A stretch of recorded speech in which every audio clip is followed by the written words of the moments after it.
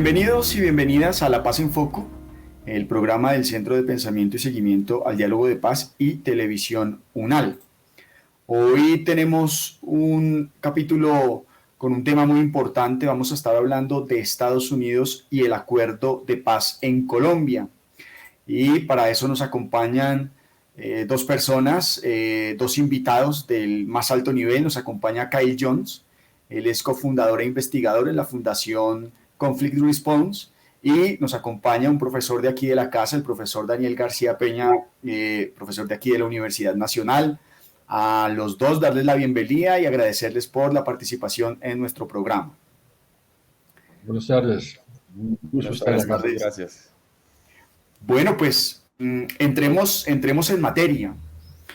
Lo primero que yo quisiera plantear es lo siguiente. Históricamente, los Estados Unidos han mantenido estrechas relaciones bilaterales con Colombia, que entre la cooperación y para algunos la injerencia o la subordinación, se ha convertido en un actor determinante no solo en la definición de la política exterior, sino que ha influido considerablemente en los asuntos internos del Estado colombiano.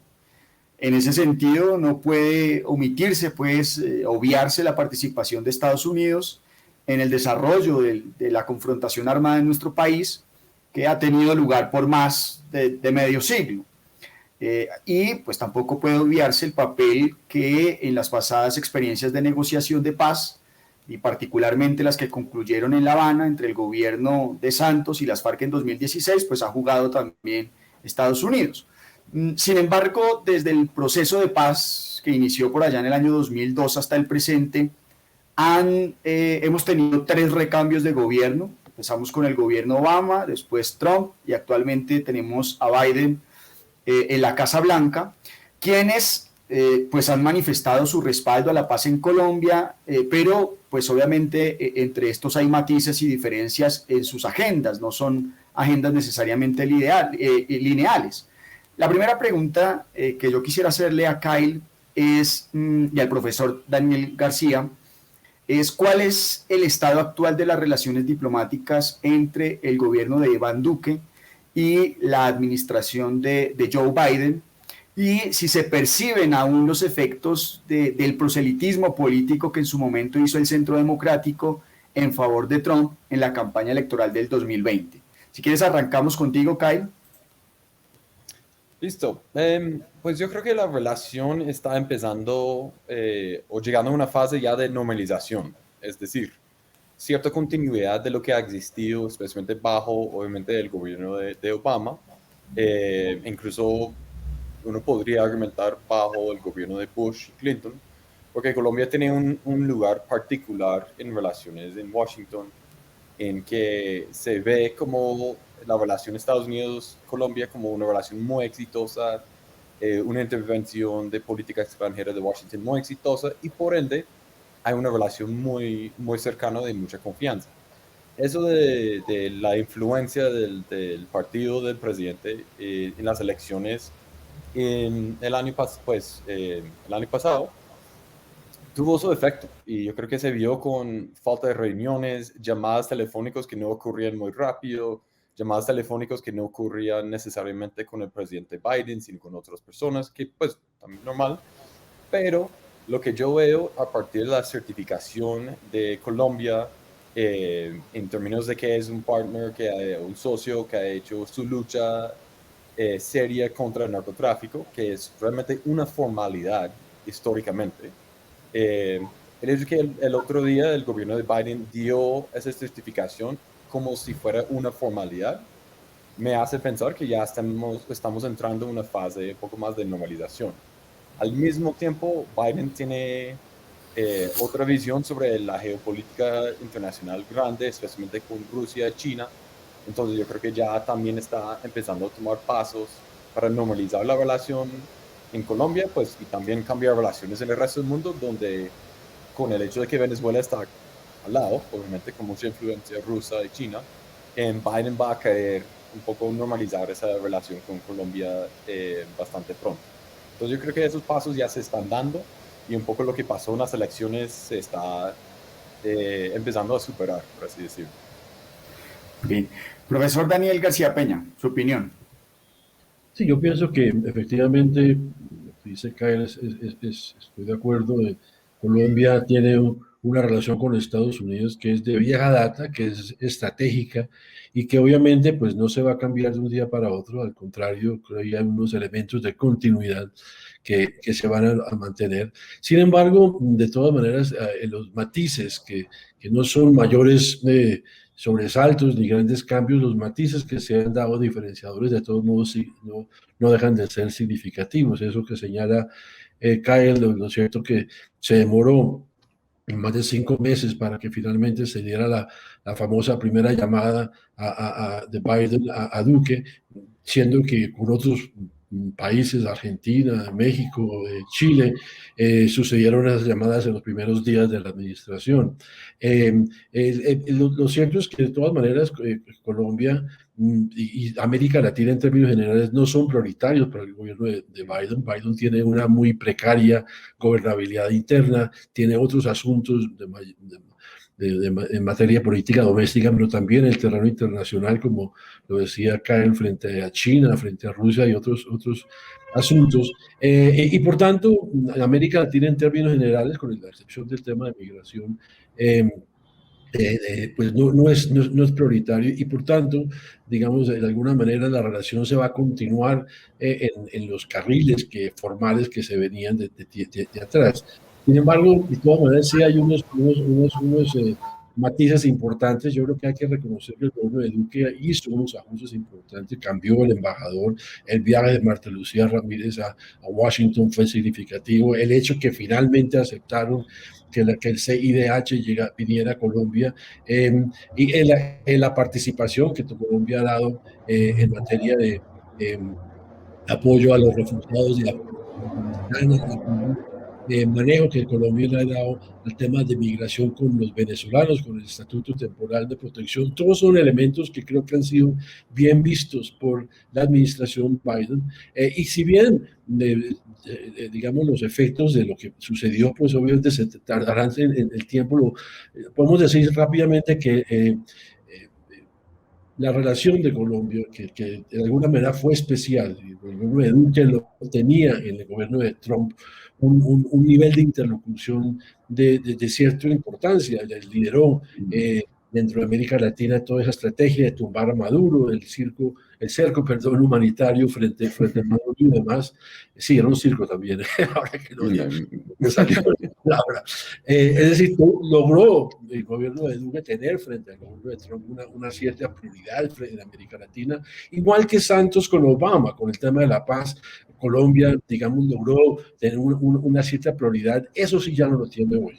Duque, digamos, con Biden no va a tener la relación especial, digámoslo así, o de mayor incidencia que tuvo Duque con Trump o la que tuvo Santos con Obama. De tal manera que vamos así a una normalización, que es una palabra adecuada que nos ha dado Kyle, que lleva a una normalización que yo agregaría de cierto bajo perfil, que van a seguir, digamos, los canales formales del Departamento de Estado, pero evidentemente no veremos grandes sobresaltos. Entonces la relación ni se va a mejorar ni se va a empeorar.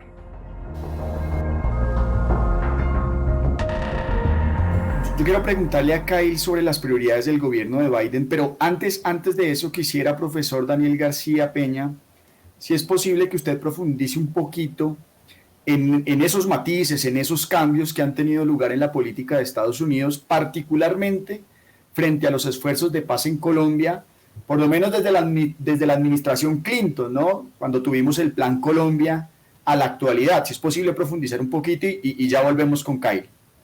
No, claro, creo que es un tema fundamental. De hecho, Biden, el hoy presidente, en la época que era senador, jugó un papel muy importante en el Plan Colombia, fue el que, digamos, al lado del presidente Clinton lideró, pues en el Congreso, en el Senado en ese momento. El Plan Colombia estuvo en Colombia en abril del 2000, en vísperas de la firma del Plan Colombia. Es decir, él conoce y fue artífice desde el Senado, y posteriormente como vicepresidente, pues jugó un papel que en la administración de Obama, fundamental en los acuerdos con las FARC en La Habana, de tal manera que esos referentes digamos, Biden conoce a Colombia y tiene antecedentes con Colombia, y esos matices se han introducido, y es interesante, a los 4 días de la posesión de Biden, el embajador de Estados Unidos, Goldberg, aquí en Bogotá, en una entrevista un poco curiosa, porque no es un hombre muy público, que no suele dar entrevistas. A una entrevista del periódico El Tiempo de primera página, dijo algo como que el gobierno de Duque podría hacer algo más frente al tema de la paz. El tema de la paz ha estado en todas las comunicaciones. Recordar que Colombia tiene obligaciones con el acuerdo de paz. Y creo que es significativo que de alguna manera, para bien o para mal, el gobierno de Duque se ha visto en la obligación en los últimos tiempos de decir que sí está cumpliendo con el acuerdo de paz.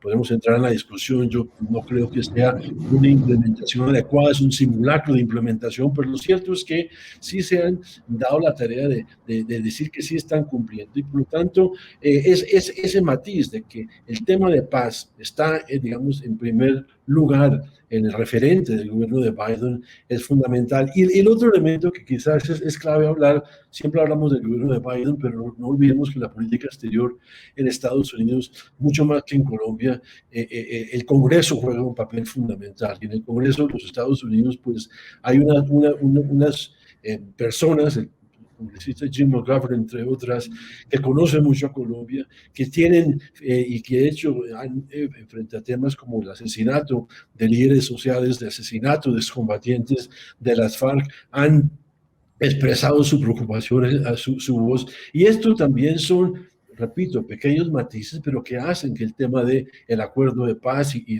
el cumplimiento o falta de incumplimiento, pues de alguna manera vuelva a estar en la agenda binacional. Durante el gobierno de Trump pues formalmente apoyaba la paz, pero inclusive en la campaña electoral llegó a hablar del acuerdo de Santos, FARC, perdón, y narcotraficantes y demás. Es decir, el tema del acuerdo de paz pasó a segundo lugar en el gobierno de Trump. Con el gobierno de Biden vuelve a aparecer en la agenda binacional. Y eso creo, repito, que es un pequeño matiz, pero que puede ser significativo. Bien, profe, ahora sí, Kai, quisiera hacerte esta pregunta muy en particular en relación con la agenda y las prioridades del gobierno de Biden. ¿Cuáles son, a tu criterio, esas prioridades en las relaciones bilaterales con Colombia frente a la implementación del acuerdo de paz, en particular del gobierno de Biden? No, pues el gobierno de Biden ha sido bastante claro e incluso frente al tema de la implementación, que sí presiona al gobierno de Duque, y su prioridad es la implementación incluso integral del acuerdo. Yo creo que hay unos temas que genera como ciertas contradicciones o tensiones dentro de lo que es el Estado de Estados Unidos, no solamente este gobierno de Biden, pero los vamos a ver, como el tema de sustitución de cultivos ilícitos. Obviamente Estados Unidos tiene su propia agente antinarcótica que pues, en Colombia, y que trabaja con el gobierno colombiano. Incluso se ve tensiones con ese tema desde Washington, como mencionaba el profe Daniel, entre el Congreso y el gobierno de Biden frente a la fumigación, por ejemplo. Pero el tema de antinarcóticos es supremamente importante, y por ende, el punto 4 no creo que sea de mucho interés para Estados Unidos. Además, no le ha puesto plata al tema, en parte por hay unas leyes en términos de lo que se llama apoyo material a grupos terroristas, las FARC, como los conocíamos antes del acuerdo de paz, y de hecho todavía hoy en día están en esa lista de organizaciones terroristas, y por ende, como las FARC tienen un papel de participación no muy clara, pero igual está ahí en el punto 4, Estados Unidos no ha puesto ni un peso. Entonces podemos decir, frente al punto 4, básicamente el interés de la política antinarcótica de Estados Unidos prima por encima de la implementación de este punto. Pero uno sorprendería el interés que tienen en los demás puntos. Incluso tuve una conversación con alguien de la embajada sobre el tema financiero, de cuánta plata realmente hay para implementar, cuánta plata el gobierno de verdad le está poniendo para la implementación. Y eso como tal es algo mucho más macro alrededor del acuerdo, en vez de algo solamente textual del acuerdo. O sea, yo creo que el interés, obviamente hay intereses en temas del punto 1, hay intereses en el punto 3 incluso, hay intereses en el punto 5 de justicia transicional y eso son como, y el punto 6 incluso, Estados Unidos está ahí de alguna forma apoyando, pero, como digo, su interés va más allá de lo que está en el texto, sino en la implementación en sí, porque están preocupados un poco y les interesa el tema, qué tan adecuadamente está financiado la implementación del acuerdo. Que eso para mí muestra un interés más allá de algo político que se muestre en público, pero en privado hay un poco más, esto es un interés un poco más allá, pero ese interés de la implementación del acuerdo, como uno puede entrar en tensión con otros intereses como la agenda antinarcótica, y dos, pues es un punto de interés de varios, o sea, la lucha contra la criminalidad, las relaciones económicas, el balance de poder geopolítico en la región. Digamos, Estados Unidos tiene varios intereses aquí en Colombia, de los cuales uno y uno principal es la implementación del acuerdo en sí. Kai, el acuerdo final estableció en el punto 2 y en el punto 3 el sistema integral de seguridad para el ejercicio de la política. El propósito allí era garantizar la vida y la integridad de los líderes sociales y, por supuesto, de la población en proceso de reincorporación. Sin embargo, como todos sabemos, desde la firma del acuerdo hasta el presente, bueno, van más de 1.200 líderes asesinados y más de 275 excombatientes. Considerando ese escenario, Kyle, ¿cómo tú valoras el problema de la percepción internacional que hay sobre la crisis humanitaria en Colombia y la situación de seguridad de las personas firmantes del acuerdo de paz? ¿Crees que esto afecta la credibilidad del cumplimiento del gobierno frente a la implementación? Y ahí la postura de Estados Unidos y las acciones, ¿cuáles son? ¿Cómo tú evalúas esto? Sí, yo creo que ese tema ha venido cambiando a través del tiempo, incluso en Estados Unidos obviamente por el cambio de gobierno, pero en otros países también. Por 2 años, incluso hoy en día, Duque no podía ir a ninguna parte, salvo quizás Estados Unidos cuando Trump estaba en el gobierno, pero en ninguna parte del mundo, sin que en las reuniones diplomáticas, a veces incluso en público, distintos gobiernos le expresaban su preocupación justo por estos temas, asesinato de líderes sociales y de excombatientes. O sea, literalmente no podía ir a ninguna parte sin que se lo mencionaran, salvo si se reuniera con alguien de la administración de Trump.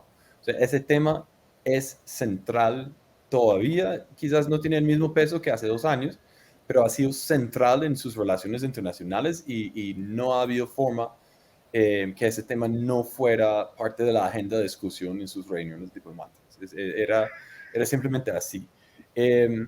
Ahora hay un poco un cambio en términos de la relación con incluso países europeos, un poco con Estados Unidos no está empezando como a encontrar su mensaje frente a cómo va la implementación, pero lo que se ve igual el camino que ha cogido Estados Unidos y donde ya están algunos países europeos es que quieren mostrar el lado bueno de la implementación. Quieren mostrar que esto sí no va tan mal como todo el mundo cree. Hay algo, cosas positivas que uno puede señalar. Muchas veces señalan al trabajo de la JEP, por ejemplo. Como un poco de balancear una narrativa fatalista o una narrativa muy negativa frente a la paz de Colombia. Y ahí es donde entra un poco de tensión, pero el tema de asesinato de excombatientes y de líderes sigue siendo uno de preocupación, pero al mismo tiempo hay un interés en mostrar el lado bueno de la implementación. Los distintos actores, y yo creo que Estados Unidos todavía no ha definido cómo hacer ese balance en esos temas, porque sí hay interés en ambos. Tengo un compañero que puede opinar también sobre la situación aquí. No, pero yo creo que al comienzo había mucho cuestionamiento del trabajo de Duque frente a ese tema. Pero hoy en día, yo creo que lo que vemos es un poco hay preocupación por el tema, pero al mismo tiempo hay reconocimiento, quizás entre comillas, de lo bueno que se ha venido haciendo. Entonces, es un poco como un balance imperfecto, pero no le está quitando tanta credibilidad, digamos, a Duque por ese tema. Igual, pues aquí, pues mucho de la comunidad internacional sabe que este es un gobierno que está de salida. Y en Sí. cualquier país del mundo, un gobierno que está de salida no puede hacer hacer muchas cosas. Entonces, pues no tiene mucha gobernabilidad, por así llamarle. Entonces, el tema de líderes está ahí, pero es un poco como un tema que preocupa a la mano con esa intención de mostrar lo bueno del acuerdo. Entonces, es un balance muy, muy raro, pero sin embargo yo creo que lo que hemos visto, e incluso la comunidad internacional en general, un poco de Estados Unidos, es menos cuestionamiento público por el tema de líderes y más mostrar los éxitos del acuerdo, por así decirlo. Entonces ya no le daña tanto a Duque en su credibilidad. Yo creo que lo que le quita, quizás no es credibilidad, pero lo que le quita un poco a Duque hoy en día es el hecho que simplemente va de salida. Entonces muchos ya están pensando en el próximo gobierno cómo hacer A, B, C, D y cómo seguir con la implementación del acuerdo. Es un balance difícil de medir y yo creo que distintos actores de la comunidad internacional todavía están viendo cómo hacer ese balance.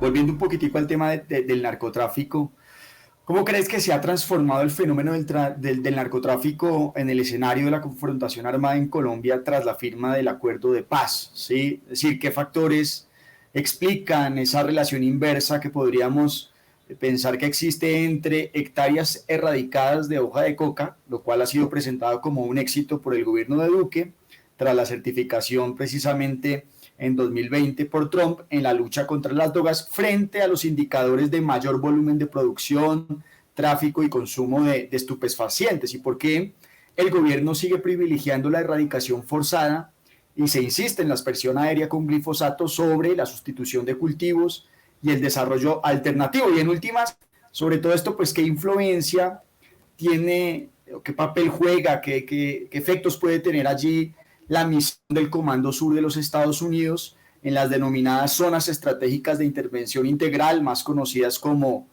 zonas futuro, que viene operando en Colombia desde mayo del 2020. Sí, yo creo que ahí vemos una situación que es curioso porque el debate sobre lo que ha pasado y con todas estas cifras que señalas y su relación con el acuerdo de paz es muy diciente de la polarización que está viviendo en el país. Para unos, lo que estamos viendo es el resultado de la no implementación del acuerdo de paz, es decir, todo ese punto 4 que trazaba o traza una ruta muy distinta, ¿no es cierto?, que privilegia o debe privilegiar el desarrollo alternativo, los acuerdos con los campesinos, a la sustitución voluntaria, pues se ha abandonado, por lo menos ha tenido un grado de desarrollo muy menor a lo que se estableció en el acuerdo, pero para otros, empezando por el gobierno de Duque y pues, lo hemos escuchado inclusive ahora en España, volvió a repetir el tema, lo que estamos viendo es el resultado del acuerdo de paz. Entonces, que es la culpa de Santos, del gobierno pasado, de que abandonaron la lucha contra el narcotráfico. Entonces vemos que desafortunadamente el debate ha estado tan impregnado por esa polarización que pues es difícil realmente llegar a entender que efectivamente lo que hemos visto es una implementación precaria, por no decir nula, sería un poco fuerte decirlo así, pero inclusive las mismas cifras del consejero Archila pues demuestra que frente a las grandes objetivos, las grandes metas que se establecieron en esa materia, pues se ha venido quedando corto. Pero creo que además hay una situación y es que efectivamente el tema del narcotráfico está ligado a un conflicto que se está reconfigurando. Parte central del acuerdo de paz, aunque no está en ningún punto como tal, pero está en todo el concepto del acuerdo, era la idea básica de que las FARC dejaban las armas, se retiraban de sus territorios y el Estado en su integralidad llegaba a ocupar esos espacios, y eso es lo que ha sido la gran falla, el gran incumplimiento, si se quiere así, esa falta de presencia estatal, y eso ha llevado no solamente a unos desarrollos, unas nuevas dinámicas del narcotráfico, sino a todas las economías ilegales, a todas las organizaciones criminales en el país. Y en ese sentido, sin duda alguna, pues el tema es hoy en muchos sentidos más complejo de lo que pudo haber sido hace 3 o 4 años, ¿no? Ahora, desafortunadamente, vemos, yo estoy de acuerdo con Carlos, la política antinarcóticos de los Estados Unidos por ahora no se ve que se va a cambiar y los estadounidenses son muy prácticos en eso. Hasta que no se cambie, pues se mantiene la misma política que está en curso. Sin embargo, y eso hacia el futuro puede tener algunos matices también hacia adelante. Por un lado, pues este año, pues el Biden y los demócratas están apenas empezando y vamos a ver mucho qué pasa el año entrante en las elecciones. Si los demócratas logran mantener el control del Congreso, es posible que una agenda más progresista se vea en estas materias. Ya vemos en Estados Unidos el número de estados que han legalizado la marihuana. Hay estados inclusive como Oregon que han legalizado o perdón, descriminalizado las drogas duras como la heroína y la cocaína. Es decir, hay una tendencia a nivel estatal en los Estados Unidos. Hubo un informe que se presentó al Congreso el año pasado por un grupo de expertos, varios de los cuales inclusive hoy hacen parte del gobierno de Biden, que fue muy crítico frente a la política antinarcóticos. Entonces, si bien un cambio de la política antinarcótica no se vislumbra en el corto plazo, no es descartable que en el mediano o largo plazo se pueda introducir algunos elementos, pero por ahora creo que desafortunadamente el tema de los narcóticos seguirá siendo un referente obligatorio cuando Estados Unidos mira a Colombia, seguirán mirando el tema del narcotráfico y seguirán mirando estas cifras que cada uno puede explicarlas de la manera que quisiera, echar la culpa al acuerdo de paz o echar la culpa a la implementación del mismo, pero lo cierto es que sí va a seguir siendo un tema central en la relación bilateral. Muy bien, nos queda de a un minuto para cada uno. Sé que es una pregunta compleja, pero ya el tiempo se nos acabó. Kai, frente a esto que está planteando el profesor Daniel García Peña, de la invariabilidad de la política de los Estados Unidos frente a la lucha contra las drogas, ¿tú crees que los planes de sustitución de cultivos de uso ilícito y eventualmente la implementación de la reforma rural integral pueden contribuir a replantear la manera como se está enfrentando el problema? Pues yo creo que hay dos, por lo menos en la relación bilateral entre Estados Unidos y Colombia, hay dos cosas por tener en cuenta. Uno es un poco lo que decía el profe, que hay una cosa que es cómo Estados Unidos aborda la guerra contra las drogas internamente y el poder de cada estado para decidir un poco cómo aborda la guerra contra las drogas y cómo Estados Unidos lo aborda a nivel internacional. Entonces, no creo que vayamos a ver nada semejante, va a haber diferencias muy grandes, incluso bajo Biden, pero el plan de sustitución, el programa de sustitución, que básicamente pues no va más, pues va, pero pues va muy lento. El gobierno colombiano no le gusta el plan realmente. Hemos tenido un montón de problemas, pero el plan en sí es un poco una manera de abordar distinto la guerra contra las drogas, pero no tan distinto. El plan Colombia, si nos acordamos, y la política incluso colombiana ha sido muy de mano dura, pero por una pequeña porción, un pedazo que es el tema de lo que se llamaba desarrollo alternativo en su momento, o pues es que esto todavía se habla, que es un poco como cómo generar una economía lícita para los cocaleros en el país, más que todo cocaleros. Entonces, eso en sí, el plan en sí es una pequeña propuesta de cómo abordar el tema de las drogas de otra forma a través de un lente de desarrollo, igual que el punto 1. Porque lo que es interesante es el punto 1 explícitamente está vinculado al punto 4. Realmente el punto 4 es como en teoría, en papel, es un subcapítulo del punto 1. Y es abordar el tema, por lo menos, la cultivación de la coca desde otra mirada, que es la mirada del desarrollo. Pero, insisto, esa mirada de desarrollo no es nuevo, sino es enfatizarlo más. Y yo creo que eso ha sido un debate que va a seguir, incluso bajo Biden, incluso bajo el próximo gobierno en Colombia, quien sea que llegue a la presidencia de los, no sé, 70 candidatos, es qué tanto peso le van a poner como a la mano dura y qué tanto peso le van a poner al tema del desarrollo. pero no creo que vamos a ver en Colombia, por lo menos, un debate más allá que toque temas de despenalización o regularización de las drogas, por lo menos un debate en el Congreso, un debate dentro del establecimiento político, por así decirlo. Desde sociedad civil siempre se está dando y creo que es importante darlo, pero yo creo que vamos a seguir viendo una dinámica de como qué tanto desarrollo y qué tanto mano dura. Eso va a seguir, yo creo yo. Vale, profe, también, lastimosamente el tiempo se nos agota. Muy concreto, la opinión suya sobre el tema. No, lo de Kyle me ahorró tiempo porque estoy totalmente de acuerdo con lo que ha planteado. Daría énfasis en un último punto. Yo sí lo ahora y decía que mucho depende en Estados Unidos del año entrante, de lo que pasa en el Congreso, etcétera. Por supuesto, para este tema mucho depende de qué pasa en Colombia. Yo creo que si un gobierno, llámese como se quiera llamar, distinto, alternativo, diferente al actual, que vuelva a retomar el acuerdo de paz y vuelva a retomar, y lo tiene razón, Kyle, esto no es nada nuevo, desde la época de Samper, de plante y para adelante se llamaba el plan en su momento, siempre se ha hablado de ese como un componente, pero efectivamente, si se le da la importancia que merece y junto al desarrollo del punto 1, donde efectivamente la reforma rural integral está en pañales, está inclusive de pronto hasta peor que el punto 4, es difícil saber cuál de las dos va más atrasada, los dos componentes por parte de un gobierno colombiano. Yo creo que la idea final es que a veces pensamos que es que si los gringos insisten que Biden va a ordenar, que van a llamar a Duque, no, yo creo que hay que esto depende en gran medida de los colombianos, de cómo votamos al año entrante, qué gobierno llega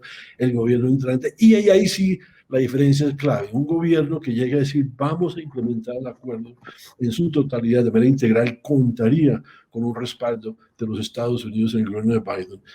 Entonces no es que la pelota está en la cancha de los americanos, la pelota está en la cancha nuestra, y cómo un gobierno en Colombia toma esta decisión de la mano dura o el factor del desarrollo será determinante, y creo que en el caso, que ojalá así sea, se dé esta posibilidad, tendríamos elementos positivos en los Estados Unidos de acompañamiento y de apoyo. Bueno, muy bien. Lastimosamente el tiempo pasa volando. Al profesor Daniel García Peña agradecerle la participación, a Kyle Jones y su compañero que ya se fue, también agradecerles la participación en el programa, y a nuestros televidentes invitarles a que nos acompañen en un próximo capítulo de La Paz en Foco, el programa del Centro de Pensamiento y Seguimiento al Diálogo de Paz y Detección UNAM.